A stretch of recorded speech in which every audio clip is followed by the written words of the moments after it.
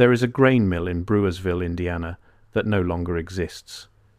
It was taken by a flood in 1937, swallowed by the White River when the water rose higher than anyone in the county could remember. And when the mill went under, something came out with it. Something that had been stored inside those walls for decades. Something that had been quietly collected, catalogued, and then forgotten the way certain things are always quietly forgotten in this country. Enormous human bones. Bones belonging to a skeleton that measured over 9 feet tall when it was first assembled and laid out on the floor of that mill by the men who dug it from the earth. By the time the flood came, the men who had originally excavated the skeleton were old or dead. The bones had sat in that grain mill for years, passed over by visitors, occasionally mentioned in county historical records, and then left to gather dust near the waterline. When the 1937 flood hit Indiana, one of the most catastrophic in the state's history, the White River tore through Brewersville and took the mill apart, and with it went the bones. No recovery effort was organized. No scientific institution sent a team to retrieve what was lost. The skeleton that had been sitting in that mill, documented by witnesses and discussed in local newspapers, simply ceased to exist in the official record. Gone. Destroyed by natural disaster. So the story goes. If you have been paying attention to what people call the forbidden history of this continent, you already know what comes next. You already know the pattern. A giant skeleton is discovered. Local witnesses verify it. It is documented. It is stored somewhere. And then it disappears. Sometimes it is claimed by the Smithsonian. Sometimes it is destroyed in a fire. Sometimes a flood takes it. The details change. The outcome never does. This channel exists to ask the questions that the established record refuses to ask. If you are new here, subscribe and stay close, because what we are building here, story by story, case by case, is a picture of something enormous, something that the history books have been scrubbed clean of. We are not telling you what to believe. We are telling you what was found, what was documented, and what happened to it afterward. You can draw your own conclusions. Now, let us go back to Indiana. Brewersville sits in Jennings County, a quiet stretch of rural southern Indiana that has never been particularly famous for anything. The White River runs through that part of the state, cutting through soft glacial soil, running past old farmland and the remnants of settlements that were old before the county had a name. It is the kind of place where people have been digging into the earth for generations, for foundations, for wells, for cellars, and occasionally finding things they did not expect. The Brewersville Giant was not discovered in 1937. The flood is the ending of this story, not the beginning. The beginning came much earlier. The skeleton was reportedly excavated in the 19th century, pulled from a burial mound in the region, which was itself not unusual for that era in Indiana. The state sits in the heart of what was once one of the most densely mounded landscapes in North America.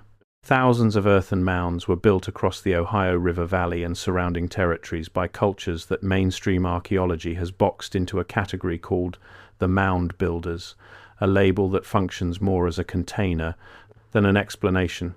For decades in the 1800s, amateur excavators, farmers and surveyors dug into these mounds with almost no oversight and no standardized recording process. They found pottery, tools, copper ornaments, shell beads, and bones. Enormous quantities of bones.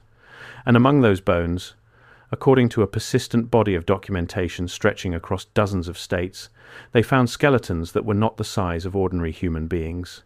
The Brewersville skeleton was one of these. The accounts that survive describe a skeleton that was fully articulated when found, meaning the bones were still in anatomical position, the way a body is arranged when it has been deliberately interred. The skull was described as massive, with a cranial structure that observers noted was unusual in its proportions. The skeleton, when laid out, measured somewhere between 9 and 9.5 feet, from the crown of the skull to the base of the heel bones. Let that settle for a moment. 9 feet. The tallest verified human being in recorded modern history stood a fraction under 9 feet tall, and that individual suffered from extreme acromegaly, a pathological overgrowth condition causing disproportionate and painful enlargement of the extremities. The Brewersville skeleton, by contrast, was described as proportionally normal. not a distorted giant, a large man, built like a man should be built, only much, much bigger. The skeleton was moved to the grain mill, which served as a kind of informal repository for unusual local finds. This was not uncommon. Before the era of professional archaeology and state-controlled heritage management, interesting objects, artifacts, curiosities, oversized bones often ended up in barns, mills, churches, and general stores. The mill became the de facto home of the giant's remains. People came to see it. It was talked about. It was, within its local context, a known thing. And then the decades passed. The skeleton sat in the mill. The world moved on, and in 1937 the water came. The 1937 Ohio River flood is one of the worst natural disasters in American history, and its effects reached deep into the Indiana interior through the river systems that drain into the Ohio. The White River rose dramatically. Brewersville flooded. The grain mill was damaged beyond repair, and in the chaos that followed, the contents of the mill were lost. This is the official explanation. Flood. Loss. No recovery. Case closed. But here is where the Tartaria lens changes everything. Here is where the comfortable story begins to crack. We have been told a very specific history of North America. We have been told that before European contact, this continent was inhabited by various indigenous cultures, and that the largest and most sophisticated of these, the Mississippian culture, the Hopewell tradition, the Adena people, built earthen mounds and traded across wide networks, but never developed the kind of monumental infrastructure we associate with the great civilizations of the Old World. We have been told that there were no giants. We have been told that all of the anomalous discoveries from the 19th century, the giant skeletons, the unusual artifacts, the inscriptions that have no business being in pre-Columbian North America, were the result of fraud, misidentification, and wishful thinking. Every single one of them. Hundreds of documented cases, all fraudulent, all misidentified, all wishful thinking. That is not a pattern of error. That is a policy. The Tartaria framework asks us to look at the evidence differently. Not to dismiss what was found in the ground, but to take seriously the possibility that the official story of human prehistory is incomplete, deliberately incomplete, and that the physical evidence for what was here before us has been systematically removed, discredited, or conveniently destroyed. The Brewersville Giant fits this pattern with uncomfortable precision. Consider the timing. The skeleton sat in that mill for decades, documented and accessible, and then in 1937 it was gone. The same era in which the Smithsonian Institution had already spent decades operating its Bureau of American Ethnology, an organization that took a very aggressive interest in what was being pulled from mounds across the country. The Smithsonian's own annual reports from the late 1800s contain references to giant skeletal remains, references that appear once and are never followed up. Specimens reportedly sent to Washington that ceased to appear in any subsequent inventory. No Smithsonian publication from any era mentions a 9-foot skeleton from Brewersville, Indiana. If the bones were recovered after the flood, and floods do not always destroy, sometimes they deposit, sometimes they relocate, there is no public record of where they ended up. Indiana sits on some of the most heavily mounded land in North America. The earthworks built across the state range from small burial mounds to massive geometric enclosures. The Newark earthworks in neighboring Ohio, part of the same cultural complex, cover 4 square miles and contain geometric alignments that track lunar cycles across an 18-year period. These are not the works of a simple agricultural society. These are the works of a civilization with sophisticated mathematics, astronomical knowledge, and the organizational capacity to mobilize enormous labor forces over multiple generations. What if some of these structures are older than the accepted timeline allows?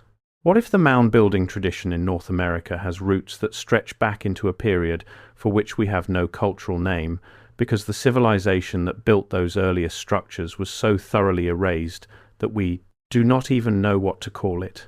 In 1894, the Smithsonian's Bureau of American Ethnology published a 730-page report on the mound builders. It is thorough and detailed, and it contains a conclusion that has shaped American archaeology ever since, that the mound builders were the ancestors of contemporary Native American peoples, and that there was nothing anomalous, nothing out of place, nothing requiring an alternative explanation. The giant skeletons referenced in earlier literature, described in newspaper accounts, county histories, the personal correspondence of surveyors and farmers, are handled in this report through a combination of selective dismissal and studied silence. Some are attributed to soil pressure distorting bone. Some are called exaggerations. Some are simply not mentioned. The report established an orthodoxy, and orthodoxies, once established, become self-reinforcing. Subsequent archaeologists were trained within it.